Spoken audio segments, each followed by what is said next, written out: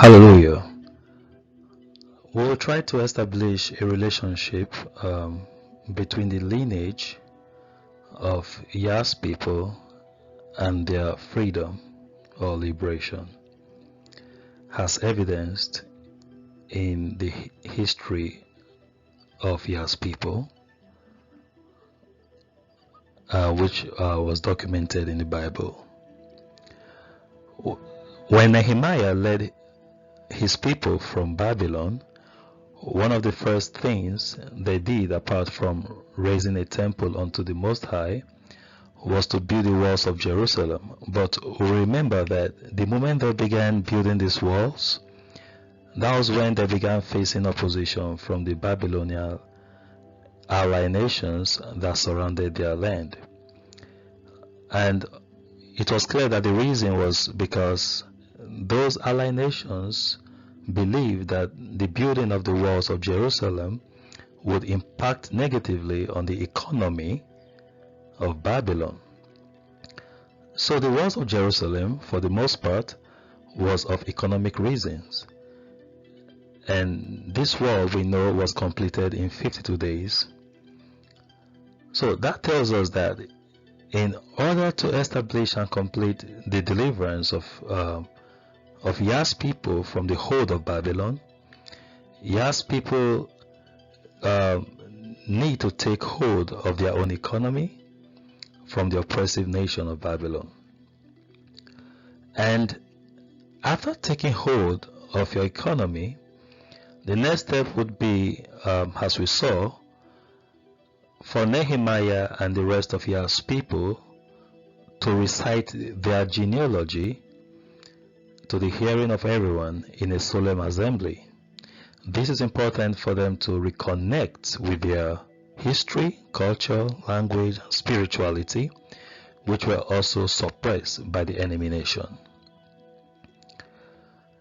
And after the recitation of the lineage, then they would read the holy laws of Moses as required to govern themselves aright.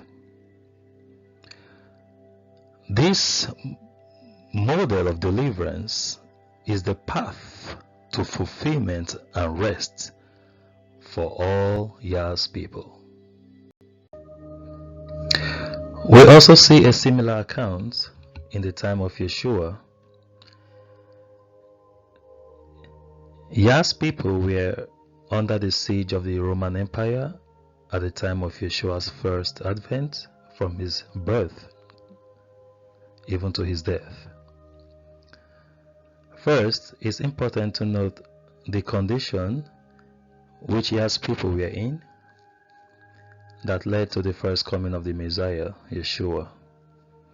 And this is so in order to understand what the deliverance of Yah's people entails. In Matthew chapter 1 verse 17, it reads, "So all the generations from Abraham to David are 14 generations, and from David until the carrying away into Babylon are 14 generations, and from the carrying away into Babylon unto Christ are 14 generations." So we see that each of these men, Abraham, David, and Yeshua, were very prominent in their time, and they were significant leaders, and they had something in common, which is that they fought for the liberation of their people from the oppressors or oppressor nations. In verse 21 of Matthew 1, it reads, "And she shall bring forth a son, and thou shalt call his name Yeshua, for he shall save his people from their sins." So this is what we've been told to be the reason Yeshua came in the first place. But we know Yeshua's coming is more than just saving his people from sin. I mean, after saving from sin, what next? Would his people still remain under the siege of Babylon? Across the New Testament, we can show that Yeshua's coming hugely involved the deliverance of his people from the Babylonian siege and control, apart from the forgiveness of their sins. So Matthew's account of the liberation process involved the knowledge establishment and deliberate restoration of who Yah's people are, their story, and way of life. The deliverance or freedom of Yah's people, for the most part, involves their liberation from the oppressive Babylonian Empire, Rome, which was Rome at that time.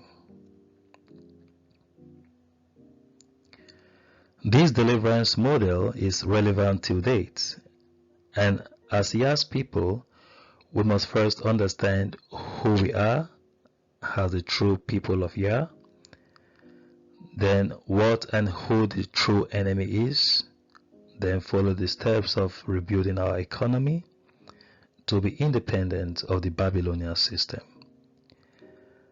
and coming out of the wicked system to get united as one people, so that our salvation can be fully achieved, both in this life and in the life to come.